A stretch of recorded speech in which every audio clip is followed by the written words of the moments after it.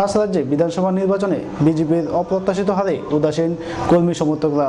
এরই প্রতিক্রিয়া ব্যক্ত করেন মুখ্যমন্ত্রী বিপ্লব কুমার দেব। ভারতের 5 রাজ্যের বিধানসভা নির্বাচনে বিজেপিকে ছাপিয়ে এগিয়ে কংগ্রেস।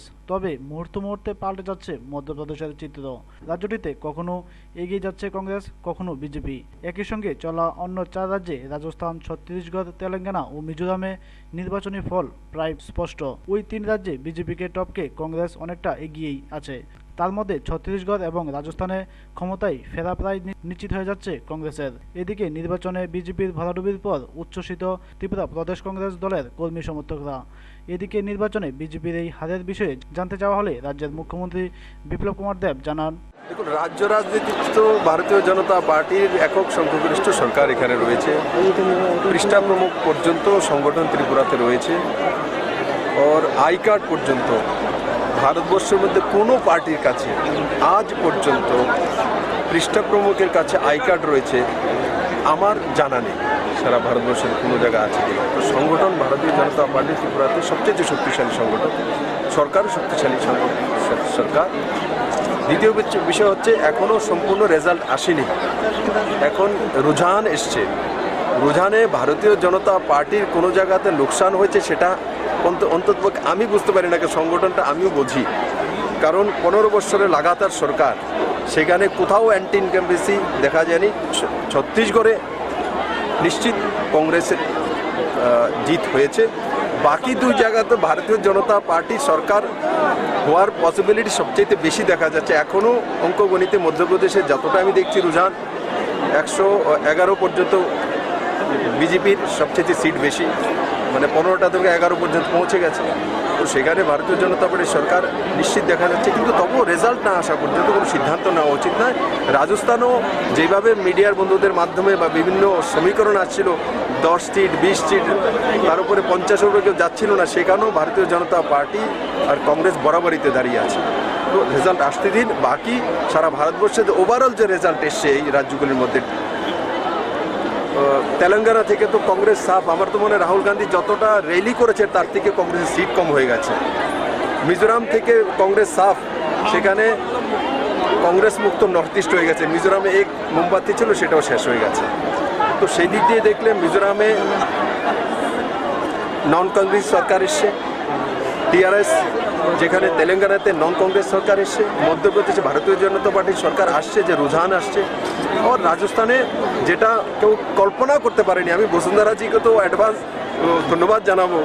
তো উনি তো মানে কামাল করে দেখিয়েছেন। বীরাঙ্গনা মহিলা, আপনিও মহিলা, তো বীরাঙ্গনা মহিলার কাজ উনি করেছেন, উনি নিশ্চিত বাধাইয়ের পাত্র। রাজ্য প্রভারী সুনীল দেওদর বলেন, আমি এই ইলেকশন যে হয়ে গেছে, এই ইলেকশনকে আমি সেমিফাইনাল মানি না।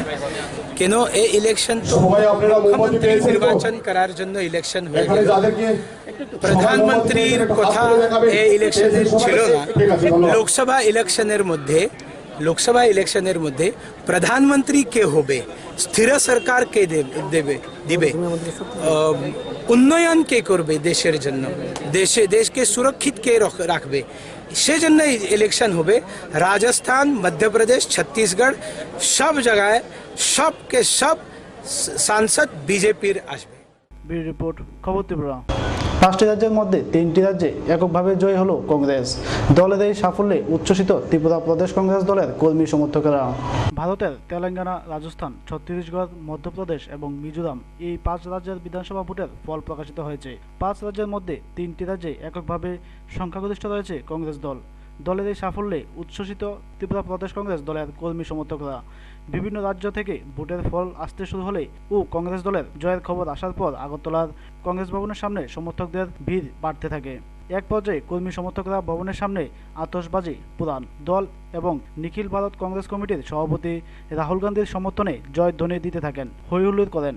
প্রদেশ কংগ্রেস সভাপতি বীরজিৎ সিনহা দলীয় কার্যালয়ে এলে কর্মীদের মধ্যে উৎসাহ আরও বেড়ে যায়। বীরজিৎ সিনহা সংবাদ মাধ্যমকে জানান, এই ভোটের ফলাফল প্রমাণ করে দিয়েছে যে মোদির ম্যাজিক শেষ। আগামী দিনে সারা ভারতে কংগ্রেস আসছে। মানুষ কংগ্রেস দলকে দেশের ক্ষমতায় দেখতে চাইছেন। বিজেপি ও মোদি মানুষের জন্য কিছুই করেনি, তাই তাদেরকে এখন ক্ষমতা থেকে মানুষ সরিয়ে দিয়েছেন। 5 রাজ্যে নির্বাচনের ফলাফল বেরোতে শুরু করেছে। সেখানে যে প্রতীয়মান যে আমাদের রাহুল গান্ধীর নেতৃত্বে ভালো রেজাল্ট করেছে, মানুষের রায় কংগ্রেসের পক্ষে দিয়েছে। নরেন্দ্র ভাই মোদির প্রাইম মিনিস্টারের যে মিথ্যা প্রতিশ্রুতি, মানুষ তার যোগ্য জবাব দিয়েছে। 5 রাজ্যে একটা জিনিস লক্ষ্য করেছি যে বিজেপি একটা রাজ্য সরকার করতে পারবে না, এটাই দেশবাসীর কাছে বিরাট প্রাপ্য। এবং নির্বাচনের প্রতিশ্রুতি, যে মিথ্যা প্রতিশ্রুতি, মানুষ তাদেরকে ছুঁড়ে ফেলে দিয়েছে। এবং আমরা দেখেছি যে আগামী লোকসভা নির্বাচনে কংগ্রেসের নেতৃত্বে, রাহুলজির নেতৃত্বে দেশে সরকার হবে। নরেন্দ্র ভাই মোদি বিজেপির বিদায় ঘণ্টা বেজে উঠেছে এই 5 রাজ্যের নির্বাচনে। আমরা 5 রাজ্যের ভোটারদেরকে আমরা ত্রিপুরার প্রদেশ কংগ্রেসের তরফ থেকে অসংখ্য ধন্যবাদ আমরা জানাচ্ছি। এবং ত্রিপুরার মানুষ রাজনীতি সচেতন রয়েছেন, ত্রিপুরার মানুষও সেটা সামিল হবে দেশ সেই 5 রাজ্যের মানুষের সঙ্গে। ত্রিপুরাতে কংগ্রেসের সম্ভাবনা কতটা আগামী দিনে? সূর্য উদিত হলে সব জায়গাতেই আলোকিত হয়। ত্রিপুরাতেও সেই কংগ্রেসের দিন আবার ফিরে আসে। আমরা বিশ্বাস রাখি ত্রিপুরার মানুষ রাজনৈতিক দিক দিয়ে সাংঘাতিক সচেতন। আমরা গর্ব করে বলতে পারি এই রাজ্যের মানুষ রাজনৈতিক দিক দিয়ে যে সচেতনতা রয়েছে ভারতবর্ষের অনেক জায়গাতেই বেশি আছে। সুতরাং ত্রিপুরাতেও কংগ্রেস আবার জেগে উঠবে। ব্যুরো রিপোর্ট, খবর ত্রিপুরা। 5 রাজ্যে বিধানসভা নির্বাচনে বিজেপির অপ্রত্যাশিত হারে উদাসীন কর্মী সমর্থকরা, এরই প্রতিক্রিয়া ব্যক্ত করেন মুখ্যমন্ত্রী বিপ্লব কুমার দেব। ভারতের 5 রাজ্যের বিধানসভা নির্বাচনে বিজেপিকে ছাপিয়ে এগিয়ে কংগ্রেস, তবে মুহূর্তে পাল্টে যাচ্ছে মধ্যপ্রদেশের চিত্র। রাজ্যটিতে কখনো এগিয়ে যাচ্ছে কংগ্রেস, কখনো বিজেপি। একই সঙ্গে চলা অন্য 4 রাজ্যে রাজস্থান, ছত্তিশগড়, তেলেঙ্গানা ও মিজোরামে নির্বাচনী ফল প্রায় স্পষ্ট। ওই 3 রাজ্যে বিজেপিকে টপকে কংগ্রেস অনেকটা এগিয়েই আছে।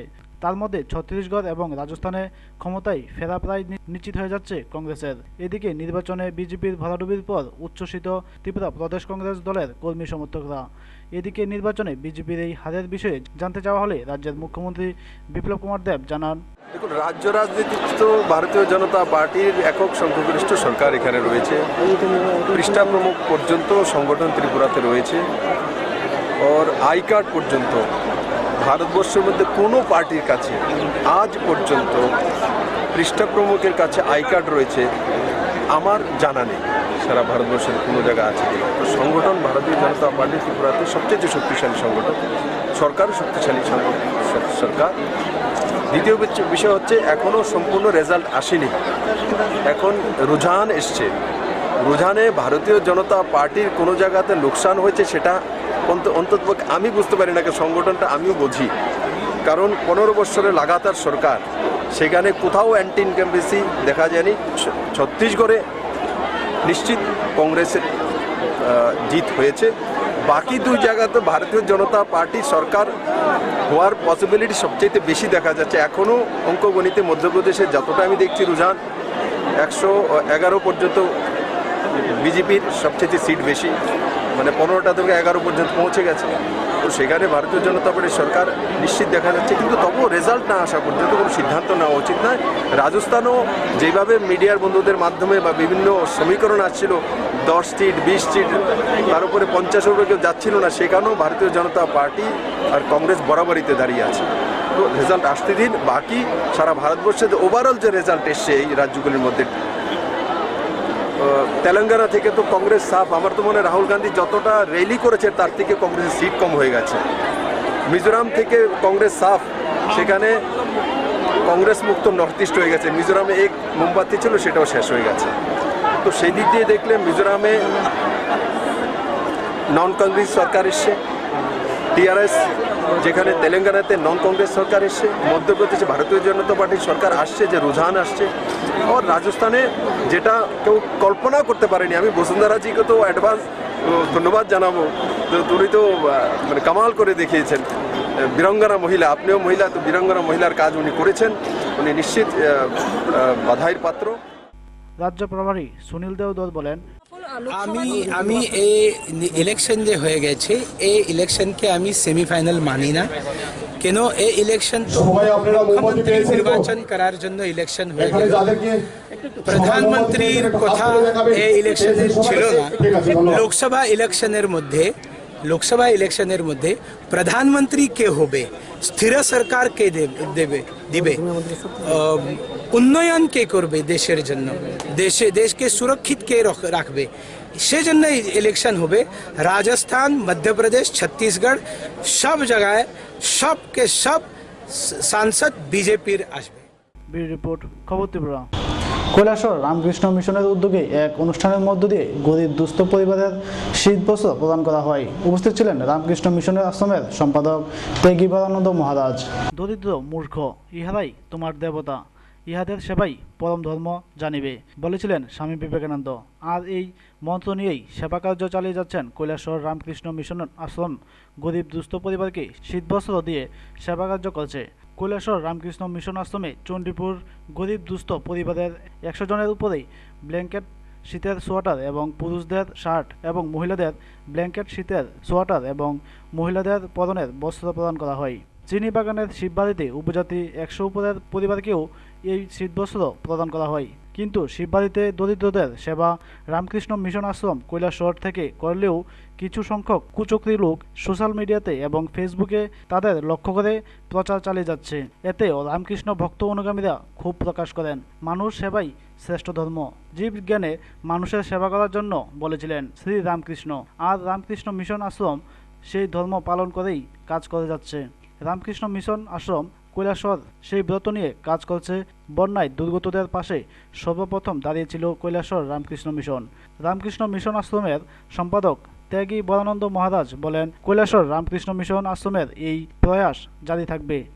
বছরের মতো রামকৃষ্ণ মিশন কৈলাসহরের পক্ষ থেকে মায়ের তিথি পুজোর আগেই সাধারণত শীত বস্ত্র আমরা দিয়ে থাকি। এর আগে আপনারা নিশ্চয়ই দেখেছেন ফ্লাড রিলিফ আমরা করেছি ব্যাপকভাবে, প্রায় 40 লক্ষ টাকার রিলিফ আমরা করেছি এবং আমাদের সমস্ত ভলেন্টিয়ার্স, অ্যাডমায়ার সকলে মিলে আমরা এই রিলিফটা করেছি। গতদিনেও 5ই ডিসেম্বর আমরা গেছি শিববাড়িতে গেছি, সেখানে রিয়াং বস্তিতে প্রায় 100 জনের মতো মানুষের কে আমরা দিয়েছি ভালো জ্যাকেট, কম্বল, জামা ইত্যাদি। তা আজকেও আমরা আশ্রমে করছি, আমরা নিজেরা সার্ভে করতে গেছি ব্রহ্মচারী ভাইদের নিয়ে। ওই জায়গাটার নাম হচ্ছে, আজকে কোথা থেকে এসছেন যেন, হালাইপাড়ে আমরা গেছি, ওখান থেকে এসছে মৌলাবাসা, তারপরে আরও কয়েকটা জায়গা থেকে আমরা আজকেও 100 জনের ওপর দেব। আগামী দিনও আমরা দেব, এখানকার মাসলি বাজার যাব, ওই মাসলি শিববাড়ি যাব, সেখানে প্রায় 400 মানুষকে দেব জ্যাকেট, কম্বল, জামা ইত্যাদি। এই শীতে যতটুকু সম্ভব আমরা বেলুড় মঠকে জানিয়েছি, বেলুড় মঠ আমাদের পাঠিয়েছেন। বিভিন্ন মানুষের কাছে ভিক্ষা করে আমরা এই টাকা সংগ্রহ করে মানুষের পাশে এসে দাঁড়াচ্ছি এবং এই মানব সেবাযজ্ঞে এখানে আমাদের ভলেন্টিয়ার সারদা সমিতি খুব ভালো কাজ করছে। এরা আমাদের সামনে এসেছে, এরা নিজেরাও দিচ্ছে, দেখতে পাচ্ছেন সারদা সমিতি কীভাবে কাজ করছেন। এরা মানব সেবাযজ্ঞে নিজেকে নিয়োজিত করেছে, মানুষের পাশে সবসময় পেয়েছি আমরা এদের দিয়ে আমরা রিলিফটা করেছি। আর কোনো সংস্থা এই রিলিফটা করেনি। হয়তো কোনো সংস্থা এরকম ফেসবুকে নাকি শুনছি প্রচার করছে যে তারা করছে, তারা নয়। সম্পূর্ণ রামকৃষ্ণ মিশন কৈলাসহরের পক্ষ থেকে এই রিলিফটি করা হয়েছে। আমাদের ম্যানেজিং কমিটি যারা মেম্বার আছে তাদের নিয়ে, ভলেন্টিয়ারদের নিয়ে, সারদা সমিতির এইসব মায়েদের নিয়ে আমরা রিলিফ করেছি। এগুলো অন্য কোনো সংস্থা কেউ করেনি, রামকৃষ্ণ মিশন করছে। তাই এই যুগের একমাত্র ধর্ম মানুষের পাশে দাঁড়ানো, জীবন্ত দেবতার কে ঈশ্বর জ্ঞানে আমরা সেবা করছি। ব্যুরো রিপোর্ট, খবর ত্রিপুরা। জাতীয় স্কুল মহিলা ফুটবলের সোনামুড়া মহকুমায় শেষ দিনের সাংবাদিকদের সাথে কথা বললেন বিভিন্ন দলের কোচ ও ম্যানেজাররা। জাতীয় স্কুল মহিলা ফুটবলের সোনামুড়া মহকুমায় শেষ দিনের সাগরমহলে সাংবাদিকদের সাথে কথা বলতে গিয়ে বিভিন্ন দলের কোচ ও ম্যানেজাররা ত্রিপুরার আয়োজকদের প্রশংসা করেন। তাহারা জানান, জাতীয় মানের খেলাকে যদি এভাবে ছড়িয়ে দেওয়া যায় তাহলে গ্রাম স্তর থেকেও উঠে আসবে অভিজ্ঞ খেলোয়াড়। তাহারা জানান, জাতীয় স্তরে এই খেলার যাহারা আয়োজন করেছেন তা খুব প্রশংসনীয়। আপনারা জানেন যে আমাদের একটা বিশাল গুরু দায়িত্ব পড়েছিল, একটা ক্রীড়াযোগ্য আমাদের আয়োজন করতে হয়েছে যেটা রাজ্যব্যাপী হচ্ছে। তারই অঙ্গ হিসাবে আমাদের সিপাহীজলা সাব ডিভিশনে 2টো গ্রুপের টোটাল 12টা ম্যাচ, যার মধ্যে এখন 10টি ম্যাচ শেষ হয়েছে এবং লাস্ট যেটা 2:30-তে হবে আমাদের সোনামুড়া স্পোর্টিং অ্যাসোসিয়েশনের মাঠে, টোটাল 11টা। তারপর সেমিফাইনালটা যেটা প্রথমত আমাদের আমরা শিওর দিতে পারি যে সেমিফাইনালটা বিশ্রামঞ্জ মাঠে হবে, যদিও আমাদের অথরিটির তরফ থেকে লাস্ট ফাইনাল খবরটা আসেনি, আসার কথা ছিল। যদিও আইবিএসও একটা টিম যারা জিঞ্জারে থেকেছে ওনারা এসেছেন, এসে খেলে আবার ওনারা জিঞ্জারে চলে গেছেন। বাকি আমাদের কাছে 7টা টিম ছিল। তো আমরা ওনারা এসেছেন 9 তারিখ রাতে ত্রিপুরা সহ গুজরাট, ছত্তিশগড়, ঝাড়খণ্ড, ত্রিপুরা, মধ্যপ্রদেশ, মহারাষ্ট্র, জম্মু কাশ্মীর অ্যান্ড ছত্তিশগড়। তো ওনারা শুধু আইবিএসও বাদ দিয়ে বাকি 7টা টিম 9 তারিখ থেকে এখানে ছিল। কেননা ভারতে যেরকম প্লেয়ার্স আছে, হ্যাঁ, গ্রাসরুট লেভেলেও পাই আমরা, আর নিজের ট্যালেন্ট আমরা এমন এমন জায়গা দেখেছি যে ডিস্ট্রিক্ট লেভেলে অনেক ভালো ছেলে উঠে এসছে, মেয়েরা উঠে এসছে। তো এইটা খুব দরকারি ছিল যে এরকম ডিস্ট্রিক্ট লেভেলে ডেভেলপমেন্ট করার। আর যেখানে এত দর্শক আসছে, তো ওর মধ্যে থেকে যদি দুটোও আমরা যদি পাই ন্যাশনাল লেভেলে প্লেয়ার, তাতেও অনেক উন্নতি হবে। আসতে গিয়ে কিন্তু অনেক অসুবিধা হয়েছে, কিন্তু আমার হিসেবে এখানে এসে সব ভুলে গেছে সবাই। এখানে যত আমাদের প্লেয়াররা এসছে তারা বলছে এটা প্রথম যে এসজিএফআই এ আমাদের মনেই হচ্ছে না আমরা এসজিএফআই খেলতে এসেছি। এটা অনেক বড় ব্যাপার। আমি গত 2 বছর ধরে আসছি বাচ্চাদের সাথে, ওখানে কিন্তু এরকম ফেসিলিটি পাইনি।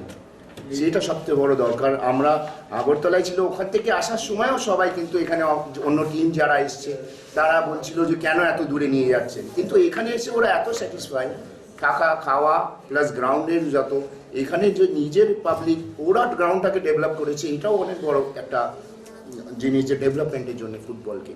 আর ফুটবল रॉयल टीम का कोच रमेश कुमार शर्मा, मैं आपसे त्रिपुरा की सरकार को, त्रिपुरा की स्पोर्ट काउंसिल को धन्यवाद करता हूँ, क्योंकि उन्होंने यहाँ बच्चों के लिए बहुत अच्छी फैसिलिटीज़ दी है, बहुत अच्छा खाना दिया है, ट्रैवलिंग बहुत अच्छी दी है। मैं उनको एक बार फिर धन्यवाद कहता हूँ कि ऐसा अकोमोडेशन मैंने कहीं नहीं देखा। Thank you very much. यहाँ पे जैसे हमको फैसिलिटीज़ मिली ऐसी हर वक्त नहीं मिलती। हमको कोई क्लास में रखते हैं, वहाँ पे नहाने का अच्छा नहीं होता, खाने का अच्छा नहीं होता। त्रिपुरा में ऐसा लगा कि हम लोग कोई AIFF की टूर्नामेंट खेलने आए हैं, SGFI का लग नहीं रहा था, फैसिलिटीज़ अच्छी थी। ব্যুরো রিপোর্ট, খবর ত্রিপুরা।